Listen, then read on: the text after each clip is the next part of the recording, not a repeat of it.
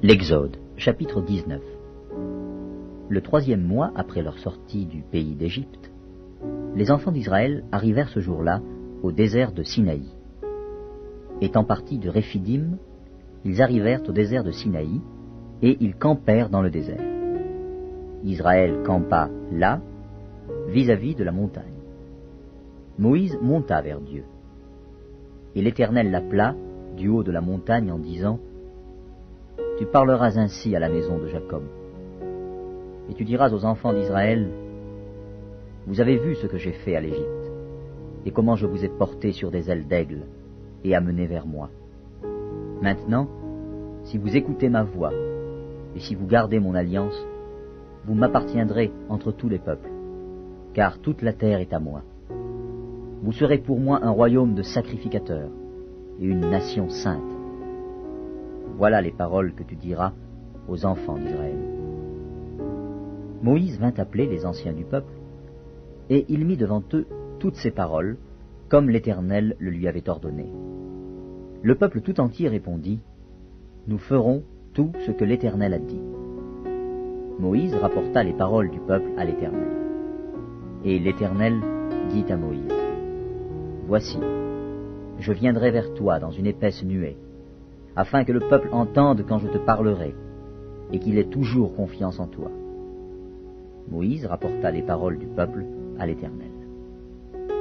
Et l'Éternel dit à Moïse : Va vers le peuple, sanctifie-les aujourd'hui et demain, qu'ils lavent leurs vêtements, qu'ils soient prêts pour le 3e jour. Car le 3e jour, l'Éternel descendra aux yeux de tout le peuple sur la montagne de Sinaï. Tu fixeras au peuple des limites tout alentour, et tu diras : Gardez-vous de monter sur la montagne, ou d'en toucher le bord. Quiconque touchera la montagne sera puni de mort. On ne mettra pas la main sur lui, mais on le lapidera, et on le percera de flèches. Animal ou homme, il ne vivra point. Quand la trompette sonnera, ils s'avanceront près de la montagne. Moïse descendit de la montagne vers le peuple, il sanctifia le peuple, et ils lavèrent leurs vêtements. Et il dit au peuple : Soyez prêts dans 3 jours, ne vous approchez d'aucune femme. Le 3e jour, au matin, il y eut des tonnerres, des éclairs et une épaisse nuée sur la montagne. Le son de la trompette retentit fortement, et tout le peuple qui était dans le camp fut saisi d'épouvante.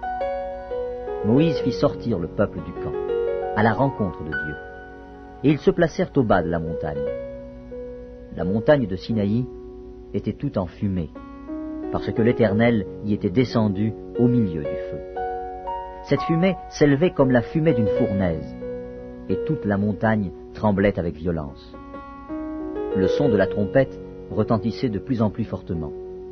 Moïse parlait, et Dieu lui répondait à haute voix. Ainsi, l'Éternel descendit sur la montagne de Sinaï, sur le sommet de la montagne. L'Éternel appela Moïse sur le sommet de la montagne, et Moïse monta. L'Éternel dit à Moïse : Descends, fais au peuple la défense expresse de se précipiter vers l'Éternel, pour regarder, de peur qu'un grand nombre d'entre eux ne périssent.